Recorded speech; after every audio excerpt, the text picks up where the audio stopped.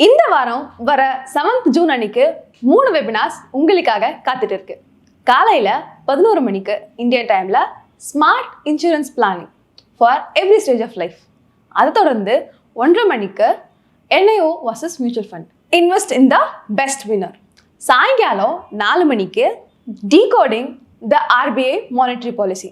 டிஸ்கிரிப்ஷன்ல லிங்க் இருக்கு, மறக்காம ஜாயின் பண்ணிக்கோங்க. வீக்கெண்ட்ஸ்ல புதுசா நிறைய கத்துக்கோங்க. இது வெயிட்டிங் கேம். எதை பற்றி பேசுகிறோம்? நிறைய பேர் ஸ்டாக் இன்வெஸ்டிங் தான் பண்ணுவேன் அப்படின்னு அடம் பிடிப்பாங்க.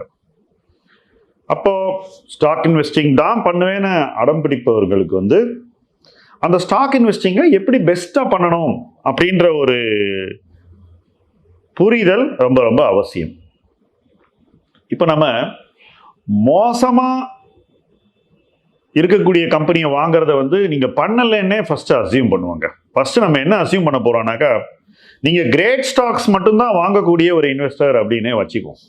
இப்போ இந்த கிரேட் ஸ்டாக்ஸுக்கும் ஒரு டைனமிக்ஸ் இருக்குது. உதாரணத்துக்கு ஒரு மிகச்சிறந்த கம்பெனி கூட ஒரு பேட் ஃபேஸ் அப்படின்னு ஒன்று வரும், அல்லது ஒரு ஸ்லோ ஃபேஸ் அப்படின்னு ஒன்று வரும். இந்த பேட் ஃபேஸோ ஸ்லோ ஃபேஸோ விரும்பத்தகாத ஒரு விஷயம் இல்லைங்கிறத ஃபர்ஸ்ட் இந்த ஈக்விட்டி மட்டுமே பண்ணக்கூடிய இன்வெஸ்டர் புரிஞ்சுக்கணும். It doesn't mean that they are undesirable. ஆனாலும் இந்த பேட் ஃபேஸ் அண்ட் ஸ்லோ ஃபேஸை எப்படி பயன்படுத்தணுன்றது ஒரு ஆர்ட். அதை ஃபார்முலாவா பண்ண முடியாது, அது ஒரு கலை. நான் ஒரு உதாரணத்தை சொல்றேங்க. 2018 நான் ஒரு பர்டிகுலர் தீமை வாங்க ஆரம்பிக்கிறேன். அந்த தீம் ஸ்டீல் இண்டஸ்ட்ரியை நம்பி இயங்கக்கூடிய ஒரு தொழில். ஸ்டீல் இண்டஸ்ட்ரி நல்லா பண்ணாதான் அந்த டீம் நல்லா பண்ணும். பட் என்ன நடந்ததுனாக்கா, அந்த கால சூழலில் ஸ்டீல் இண்டஸ்ட்ரினால அவ்வளோ நல்லா பண்ண முடியல. அந்த காலகட்டத்தில் steel industry was under severe pressure. ஆனாலும் எனக்கு அந்த தீம் மேலே நம்பிக்கை அதிகரித்தது. ஏன்? Bad phase for steel. அப்போ போய் அதை நம்பி இருக்கிற ஒரு செக்டரை நம்ம பார்க்கணுமா அப்படின்ற கேள்வி உங்களுக்கு உடனே வரும். நான் சொன்னேன் இல்லையா, bad phase is not really bad அப்படின்னு. அதுக்கு இதுவே ஒரு சிம்பிளான எக்ஸாம்பிள்ங்க. எப்போ யூசர் இண்டஸ்ட்ரி ப்ராஸ்பெக்ட் ரொம்ப நல்லா இல்லையோ, அப்போதான் இந்த டிபெண்ட் இண்டஸ்ட்ரியினுடைய வேல்யூவேஷன்லாம் நம்மளுடைய ரேஞ்சுக்கு வரும், கொஞ்சம் கொஞ்சமாக கீழே வரும். கீழே வரும்போது நம்ம என்ன பண்ணோம்னா, அந்த கம்பெனி என்ன பண்ணுது அப்படிங்கிறத பார்க்கணும். கம்பெனி என்ன பண்ணிட்டு இருந்தது? கெப்பாசிட்டியை எக்ஸ்பேண்ட் பண்ணிக்கிட்டே இருந்தது. சரி, நான் ஒரு நிறுவன பங்கு 1200 ரூபாயில் வாங்குறேன்னு வச்சுக்கோம். 2-3 வருஷம் கழிச்சு கோவிட் எல்லாம் வந்த பிறகு அதே பங்கு 800 ரூபாய்க்கு அவைலபிளா இருக்கு. இப்போ நான் என்ன பண்ணணும்? 1/3 போயிடுச்சு. 1200 800 ஆயிடுச்சு. அப்போ அந்த பாயிண்ட்ல 3 வருஷம் டைம் ஆயிருக்குல்ல. 3 வருஷம் தொடர்ந்து அந்த கம்பெனியை நம்ம ஸ்டடி பண்ணிக்கிட்டே வரோம். அந்த கம்பெனியுடைய பர்ஃபார்மன்ஸை ட்ராக் பண்ணிக்கிட்டே இருக்கும். அந்த கம்பெனியுடைய கேபெக்ஸை பார்த்துக்கிட்டே இருக்கும். ப்ராடக்ட் மிக்ஸ் மாறுது, இன்னும் வேல்யூ ஆடட் ப்ராடக்ட்ஸ்குள்ளே போகிறாங்க, பெட்டர் டெக்னாலஜியை உள்ளே கொண்டு வராங்க. இது எல்லாம் பண்ணிக்கிட்டே வராங்க. ஆனால் பங்கு விலை குறைஞ்சிருக்கு. ஏன் குறைஞ்சிருக்கு?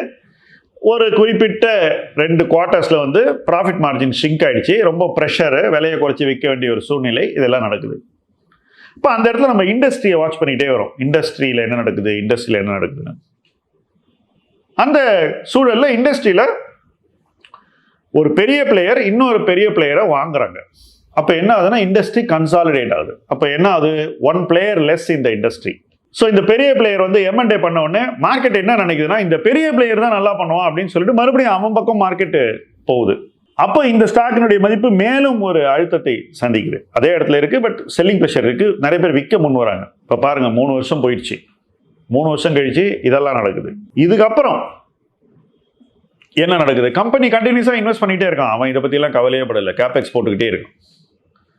வித்தியாசமான ஒரு நிகழ்வு நடக்குது. என்னன்னாக்கா, ஒரு பிளேயர் குறைஞ்சு போயிடுச்சு இல்லையா. ஒரு பெரிய player number 1 number 3 take over பண்ணிடுறான் இண்டஸ்ட்ரியில். ஒன்று ஒரு பிளேயர் குறைஞ்ச உடனே ஸ்டீல் இண்டஸ்ட்ரி என்ன சொல்லுது? ஐயோ, எல்லா பிஸ்னஸும் நான் நம்பர் 1 கொடுத்துட்டா, எனக்கு அவனை நான் ரொம்ப நம்பிடுவேன், அதனால நம்பர் 2க்கு நிறைய பிஸ்னஸ் கொடுப்போம்னு சொல்லிட்டு இவனுக்கு டைவெர்ட் பண்ணுறான் பிஸ்னஸை.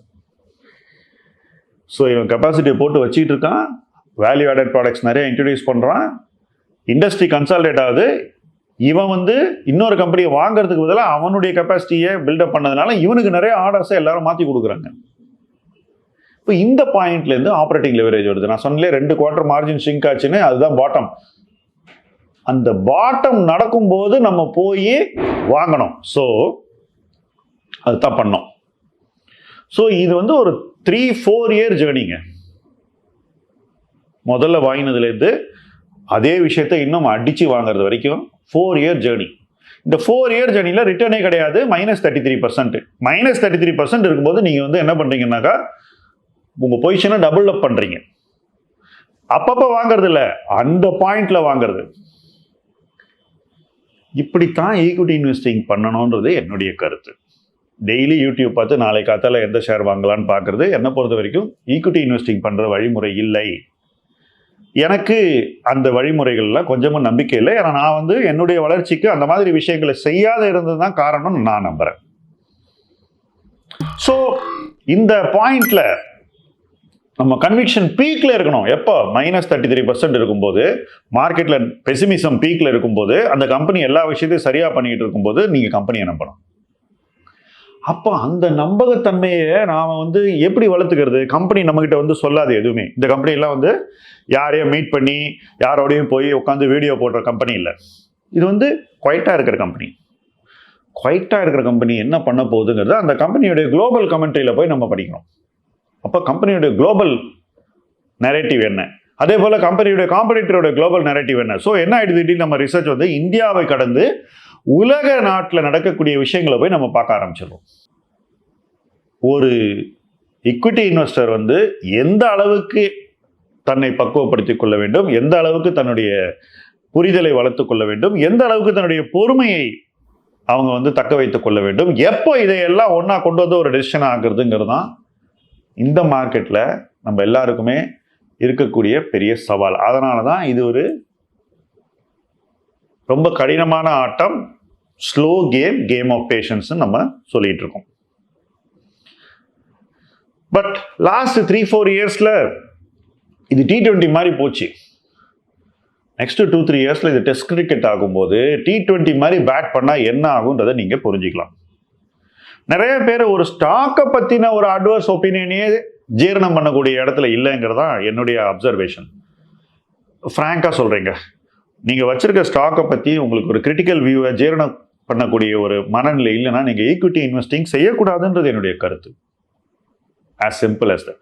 If you can't take adverse opinions, you cannot be a equity investor. ஏன்னா அந்த adverse opinion தான் நம்மளை பக்குவப்படுத்தும். நான் சொன்னேன் இல்லையா, எல்லா நெகட்டிவ் வரும்போது அதெல்லாம் உள்வாங்கிக்கணும். அதை வந்து கண்ணை கட்டிக்கிட்டா அது வந்து உலகத்தை மாத்திராது. பூனை கண்ணை மூடிக்கொண்டால் பிலாசபிலாம் ஈக்விட்டி இன்வெஸ்டிங்க்கு பொருந்தாது.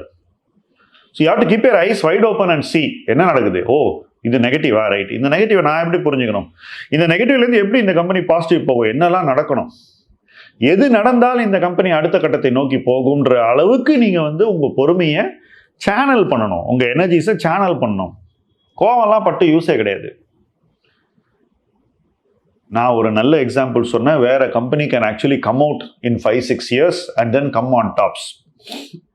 இன்னைக்கு அந்த ஸ்டாக்னுடைய மதிப்பு நான் முதல்ல வாங்கின 1200 ரூபாயோட 5 மடங்கு அதிகமாக இருக்கு.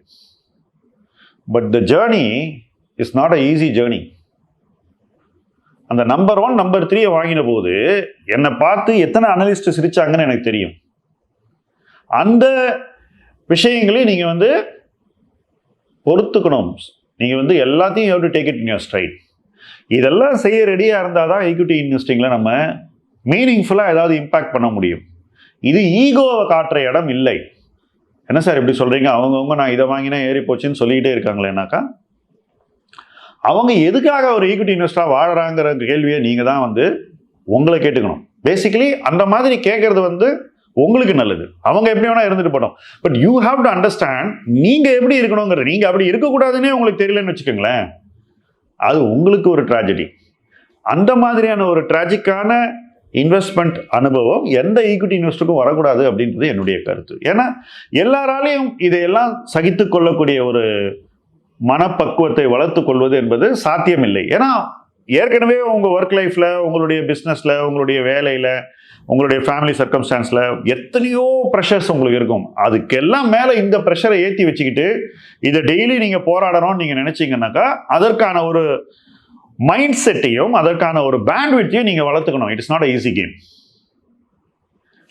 வருகின்ற காலகட்டம் நான் சொன்ன இந்த அனுபவ உதாரணத்தை பல இடங்களில் உங்களுக்கு கொடுக்க போகுது அப்படின்றது என்னுடைய கெஸ்.